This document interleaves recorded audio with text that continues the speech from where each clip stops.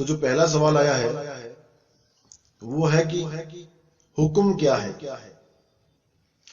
जैसे वाणियों में कई जगह आता है हुक्म, जैसे नानक साहब की वाणी में आता है कि नानक हुक्म पछाण के तो जा खसमे मिलना। तो ये हुक्म क्या चीज है? कई लोग इसको समझ लेते हैं कि हुक्म का मतलब है जैसे हम किसी को हुक्म देते हैं, कोई राजा किसी प्रजा को हुक्म देता है या कोई पिता अपने पुत्र को हुक्म दे देता है। ये बिल्कुल नादानी है। हुक्म का अर्थ जो है वो ये होता है कि आदेश देना, लेकिन हुक्म का जो भाव है वो ये नहीं है। हुक्म बोला गया है उस सर्वशक्तिमान के लिए, उस सार शब्द सतगुरु के लिए। नानक हुक्म पछाण के तौ जा खसमे मिलना, यानी उस शब्द गुरु को पहचान के, उस सच्चे शब्द को पहचान के तब ही आप परमात्मा में लीन हो सकते हो, क्योंकि हुक्म ही परमात्मा है, हुक्म ही सार शब्द है, बस उसको पहचानना होता है। क्योंकि दुनियावी हुक्म शब्दों से चलते हैं। मैंने कुछ हुक्म दिया बोल के, मैंने कुछ बोल के हुक्म दिया तो आप समझोगे कि हाँ भाई मुझे किसी ने हुक्म दिया है। लेकिन जो बाबा नानक हुक्म की बात करते हैं वो हुक्म बोल के नहीं होता है। वो अखा वाजो वेखना बिन कन्ना सुनना, पैरा वाजो चलना बिन हथा करना, जीवा वाजो बोलना यू जीवित मरना, नानक हुक्म पछाण के तब जा खसमे नो मिलना। नानक हुक्म पहचान गया, यानी कि उस हुक्म को, उस शब्द को पहचानो जो मुंह से बोला नहीं जा सकता, कानों से सुना नहीं जा सकता,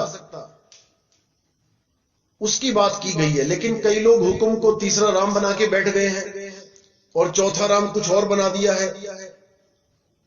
तो चलो जैसी जिसकी बुद्धि परमात्मा ने दी, लेकिन हर चीज को क्लियर करना चाहिए। अब ये लोग कहते हैं कि ये दुनिया परमात्मा ने बनाई, 84 लाख जूने परमात्मा ने बनाई, ये कुत्ते हाथी घोड़ा बिल्ली ये सब परमात्मा ने बनाए। जरूरत क्या थी परमात्मा को? मुझे कोई ये बता दे।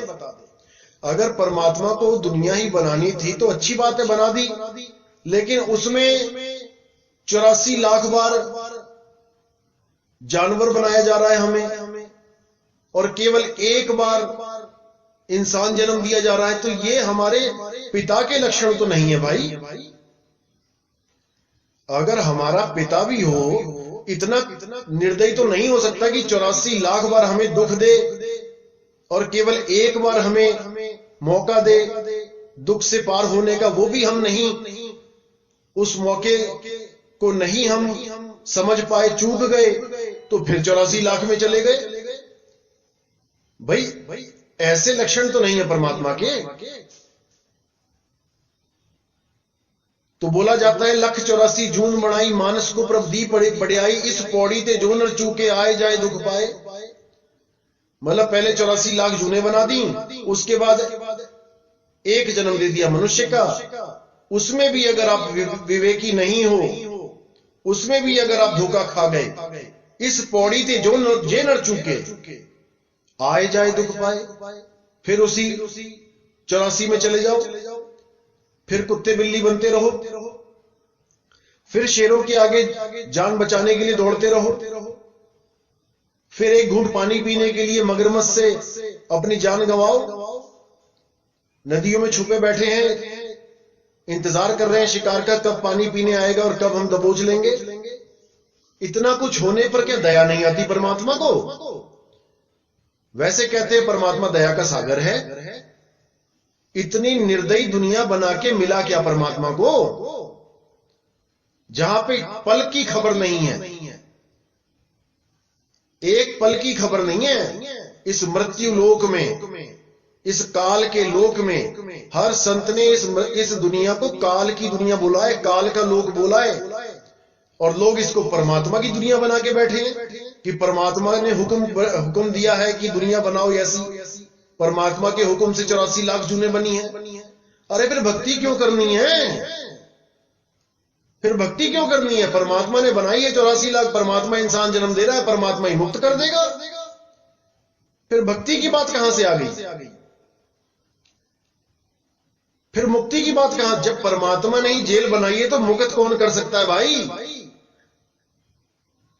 हमें पाकिस्तान की फौज ने पकड़ लिया और जेल में डाल दिया। हमें एक उम्मीद होती है कि हमें कोई भारत से बचाने आएगा, हमारे प्रधानमंत्री हमें कुछ ऐसा वहां करेंगे कि हमें उनकी कैद से बचा के लेके जाएंगे। अरे जब जेल ही परमात्मा की बनवा दी तुम लोगों ने कि जेल ही परमात्मा की, तो वहां बचाएगा कौन हमें?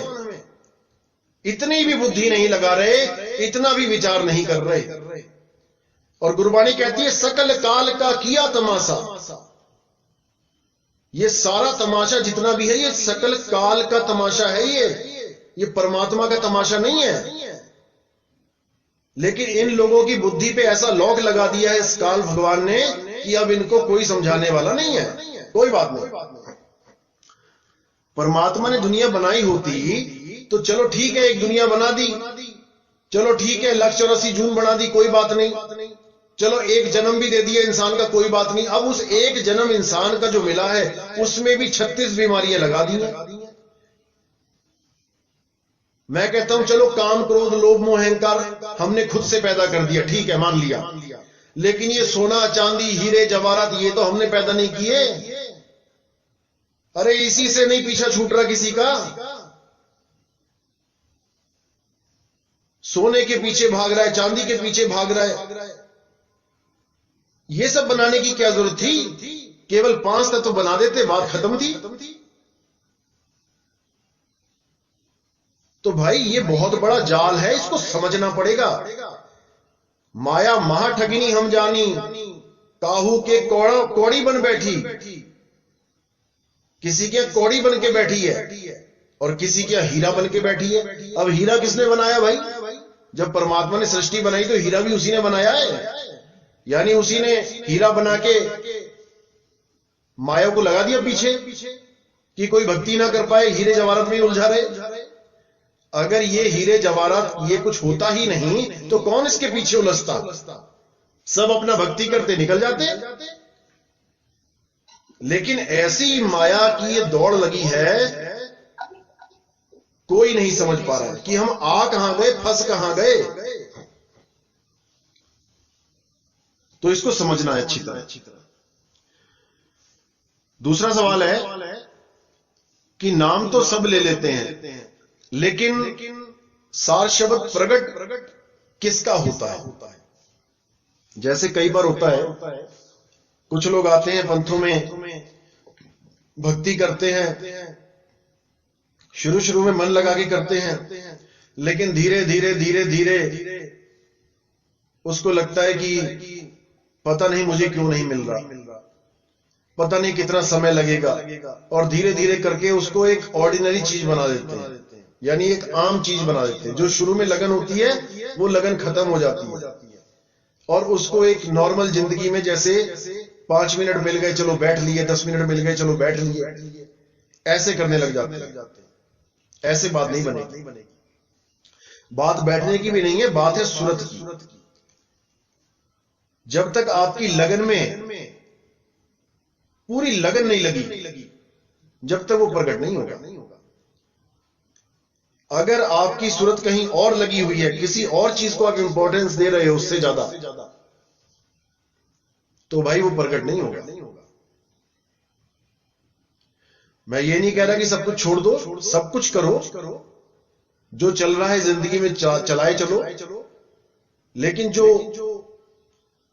हमारा लक्ष्य होता है उस लक्ष्य को नहीं विसारना है, उस लक्ष्य को ढील नहीं देनी है। जो निशाना है उस पे अटल होके रहना है। तो विकार भी रोकने पड़ेंगे, शब्द तभी प्रकट होगा। कोई कहे कि मैं विकार नहीं रोक सकता, मैं शराब पीना नहीं छोड़ सकता, मैं गांजा भांग अफीम चरस नहीं छोड़ सकता, लेकिन परमात्मा मुझे आके मिल जाए। मैं काम क्रोध नहीं छोड़ सकता, लेकिन परमात्मा मुझे मिल जाए। मैं कहता हूं नहीं छूटेगा, कोई बात नहीं भाई, कोशिश तो कर सकते हो ना। कोशिश भी नहीं करोगे तो फिर कैसे होगा?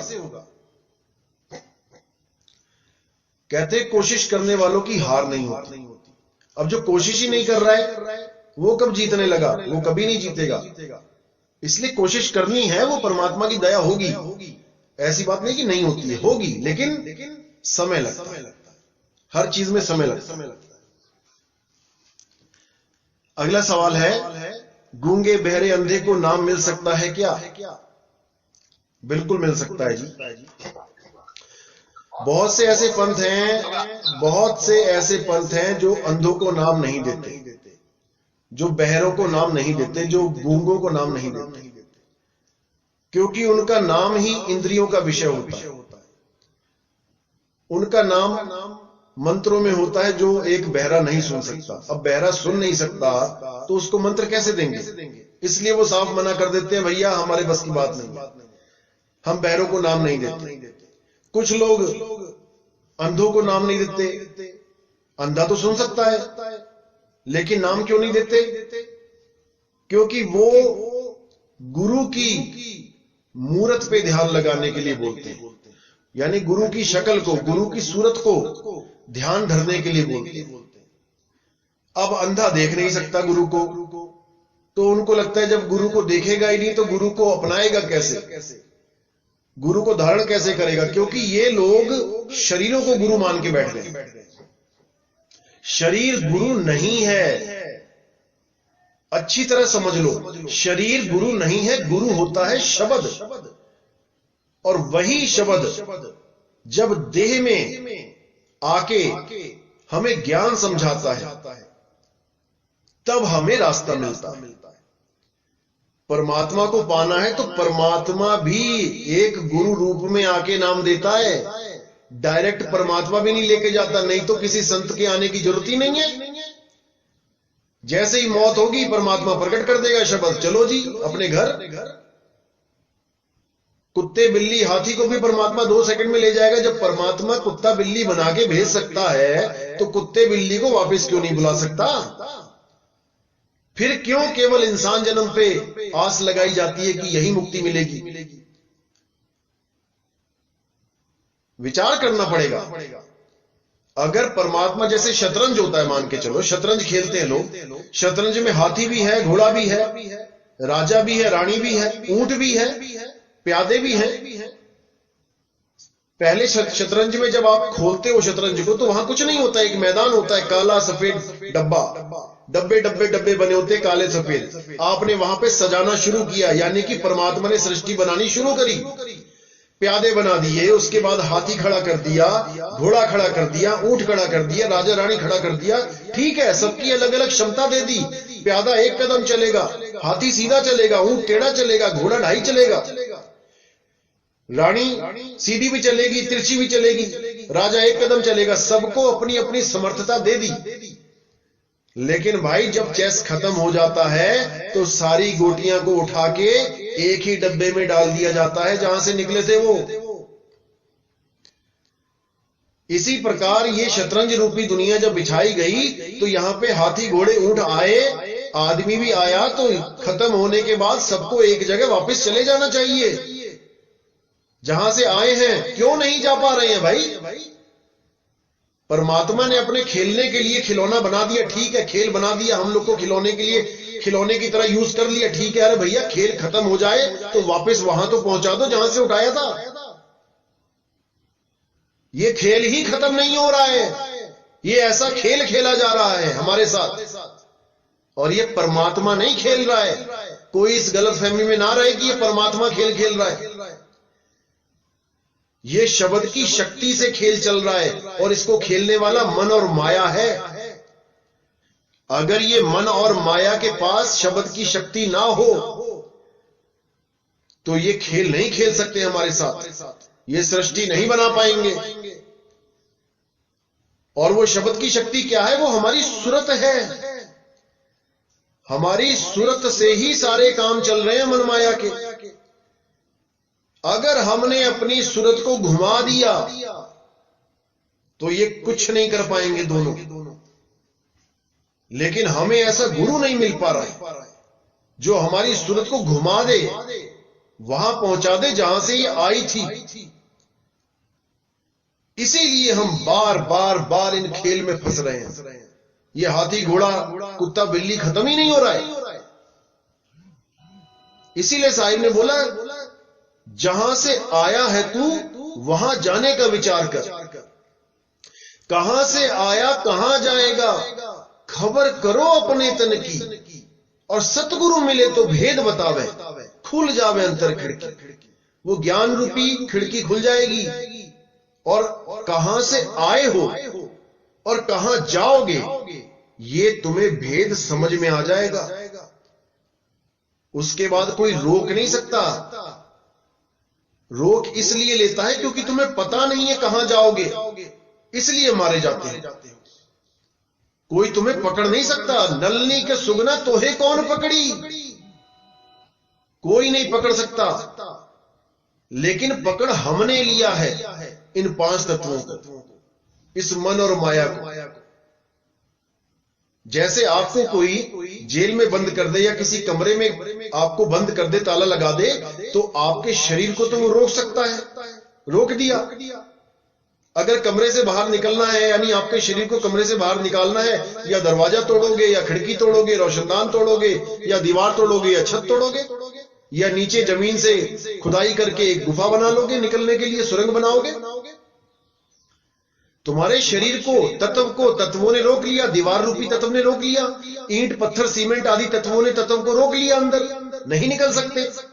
लेकिन क्या तुम्हारी सूरत को कोई रोक सकता है? अरे तुम जेल में बैठे बैठे अपने घर तक सूरत पहुंचा सकते हो, कोई उसको रोक सकता है क्या? कोई नहीं रोक सकता। और याद रखना, जहां तुम्हारी सूरत होती है वहीं तुम होते हो। तुम्हारा शरीर कहीं भी पड़ा हो, इससे कोई फर्क नहीं पड़ता। तुम्हारी सूरत कहां है, वहां पे तुम हो। जैसे तुम्हारा शरीर रात में सोते हो, किसी बिस्तर पे पड़ा है या जमीन पे पड़ा है, छत पे पड़ा है, उससे कोई फर्क नहीं पड़ता, वो पड़ा ही है। लेकिन तुम कहां हो? तुम सपने में हो, किसी नदी में खड़े हो, किसी जंगल में खड़े हो, क्योंकि तुम्हारी सूरत वही है। इस शरीर से कोई मतलब नहीं है। इस शरीर से मतलब तब होगा जब सूरत वापस इस शरीर में आएगी। जब शरीर में वापस सूरत आएगी, हां तुम जेल में हो, लेकिन तुमने सूरत लगा दी अमेरिका के लिए, तुम अमेरिका में हो उस वक्त। इसीलिए साहिब ने बोला, जहां आसा तहां वासा। अंत समय में तुम्हारी सूरत जहां होगी, तुम वहीं पहुंच जाओगे, तुम्हें कोई रोक नहीं सकता। लेकिन इस मन और माया ने क्या खेल खेल रखा है? तुम्हें तत्वों में उलझा रखा है। नी तत्व का ज्ञान ही नहीं होने दे रहा ये। और जब तक नी तत्व का ज्ञान नहीं होगा, भाई रास्ता नहीं मिलेगा, रास्ता बिल्कुल नहीं मिलेगा। तत्वों में उलझोगे, वापस तत्वों में ही आ जाओगे। तो आगे बोलते हैं कि गूंगे बहरे को नाम कैसे मिलता है? देखो, नाम मिलता है सूरत को, नाम कान को नहीं मिलता है, नाम आंख को नहीं मिलता है, नाम मुंह को नहीं दिया जाता है, नाम चमड़ी को नहीं दिया जाता है, इंद्रियों को नहीं दिया जाता है। नाम मिलता है सूरत को। अगर इंसान की सूरत ठीक है, सूरत काम कर रही है, तो उसको नाम मिल सकता है। भले उसकी आंख काम नहीं करती, भले उसके कान काम नहीं करते, भला उसका मुंह नहीं काम करता, उससे कोई फर्क नहीं पड़ता। इंद्रियां काम नहीं करती, कोई बात नहीं, सूरत काम करनी चाहिए। अगर सूरत काम कर रही है, वो मुक्त हो सकता है, उसको नाम मिल सकता है। क्योंकि लोग कहते हैं अंधों को नाम नहीं मिलता, गुरु को देखेगा कैसे? असल में वो दृष्टि और सूरत को समझ नहीं पा रहे। दृष्टि क्या है, सूरत क्या है? वो गुरु को दृष्टि में लाने की कोशिश कर रहे हैं कि देखो गुरु जी सामने बैठे, देखो। और जब बंदा देख रहा है तो सोच रहे हैं कि हां इसकी मुक्ति हो जाएगी। दृष्टि वहां तक है जहां तक तुम्हारी आंखें काम कर रही हैं। जो चीज आंखों से दिखाई दे रही है वो दृष्टि है, और दृष्टि सीमित है। आधा किलोमीटर, 1 किलोमीटर, 5 किलोमीटर, 10 किलोमीटर, इससे ज्यादा क्या देख पाओगे? भाई ज्यादा से ज्यादा सूरज चांद दिख रहे हैं, लाखों किलोमीटर दूर, बहुत बड़े हैं इसलिए दिखाई दे रहे हैं। अगर छोटे छोटे होते तो वो भी ना दिखते। लेकिन सूरत ही अनलिमिटेड है, सूरत कहीं भी जा सकती है। सूरत दृष्टि की गुलाम नहीं है कि जहां तक दृष्टि है वहीं तक सूरत रहेगी, नहीं। दृष्टि शरीर का विषय है और सुरति अध्यात्म का विषय है। तो दोनों में फर्क है। नाम किसी को भी मिल सकता है जिसकी सुरत काम कर रही है। तो अगला सवाल है,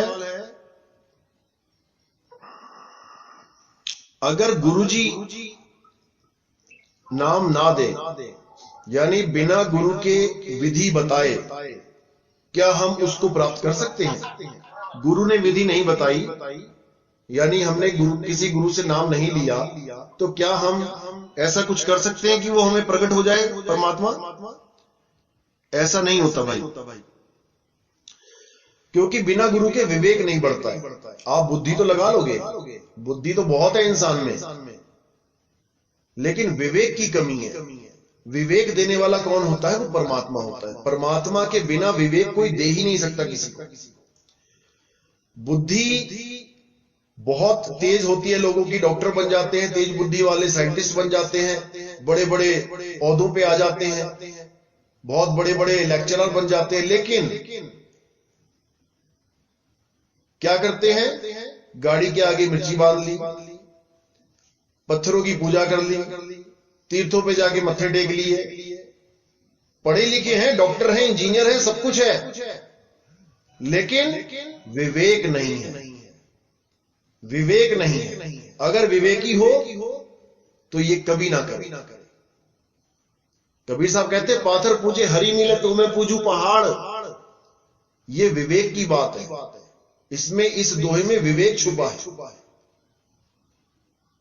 तो विवेक के बिना आप क्या करोगे? ज्यादा से ज्यादा उन चीजों में ढूंढने की कोशिश करोगे जो आपको इंद्रियों के द्वारा दिखाई दे रही हैं या महसूस हो रही हैं। इससे ज्यादा कुछ नहीं कर पाओगे। जो भी चीज इंद्रियों से दिखाई दे रही है, कोई मंदिर, कोई मस्जिद, कोई गुरुद्वारा, कोई पेड़ पौधे, कोई जल, अग्नि, जो भी तुम्हें इंद्रियों के द्वारा दिख रहा है, महसूस हो रहा है, तुम उसी में ढूंढने की कोशिश करोगे, क्योंकि तुम्हें ना तो भेद पता है और ना तुम्हारे पास इतना विवेक है कि तुम बिना गुरु के आगे बढ़ सको। तो जब गुरु मिलता है विवेकी, तब आपको आगे का ज्ञान होता है और आप इन चीजों को छोड़ते चले जाते हो बड़े प्रेम से। जब विवेकी गुरु मिलता है और सत्य सत्य का निर्णय कर देता है, तो 50-50 साल से जो आप साधना कर रहे हो, जो आप कर्मकांड कर रहे हो, उसको एक पल में छोड़ देते हो, क्योंकि आप निर्णय कर सकते हो कि मैं सही कर रहा हूं या गलत। इसीलिए बोला, गुरु मेरे सभी बड़े अपनी अपनी ठौर, और शब्द विवेकी पारखी सो माथे का मोर। शब्द विवेकी, ऐसा गुरु चाहिए जो शब्द का विवेक करे। कुछ लोग कहते हैं गुरु को परमात्मा ही है गुरु, देही गुरु नहीं है। अरे तो शब्द का विवेक क्या परमात्मा करेगा? क्या परमात्मा शब्द का विवेक करेगा? गुरु करता है शब्द का विवेक। शब्द विवेकी पारखी सो माथे का मोर। उस गुरु को अपने माथे का मोर बनाओ जो शब्द का विवेक करे। जो खुद विवेकी होगा वो तुम्हें भी कर देगा विवेकी। परमात्मा तो पूर्ण विवेकी है भाई, उसको परख करने की जरूरत नहीं है, वो पहले से ही परखाया हुआ है। तो यहां पे गुरुओं की बात चल रही है। तो गुरु हमें क्या करता है कि जो भी चीजें इंद्रियों से दिखाई दे रही हैं, जो भी इंद्रियों का विषय है, हमें उससे परे कर देता है, क्योंकि परमात्मा इंद्रियातीत है। इंद्रिय अतीत यानी इंद्रियों से परे है, इस देह से परे है। जब ये देह भी नहीं बनी थी, परमात्मा तब भी था। आज इस देह में परमात्मा को डालने में लगे हैं सबके सब की नहीं, देह के अंदर परमात्मा है। देह, अरे देह के अंदर परमात्मा है तो ये गलत काम क्यों हो रहे हैं दुनिया में? परमात्मा के होते हुए गलत काम कैसे हो सकते हैं? देह में परमात्मा नहीं है भाई, देह में जीव है, और जीव भूल का नाम है। जीव से भूल होता है, और पश्चाताप भी जीव ही करता है। शरीरों में जीव है, बंधन में जीव है, परमात्मा अजूनी है, वो कभी किसी जून में नहीं आता। तो अगला सवाल है कि परमात्मा की प्राप्ति इंद्रियों से हो सकती है कि नहीं? नहीं, बिल्कुल नहीं हो सकती, क्योंकि अभी जो सवाल किया था वो भी सेम है। परमात्मा की प्राप्ति इंद्रियों से कभी नहीं हो सकती।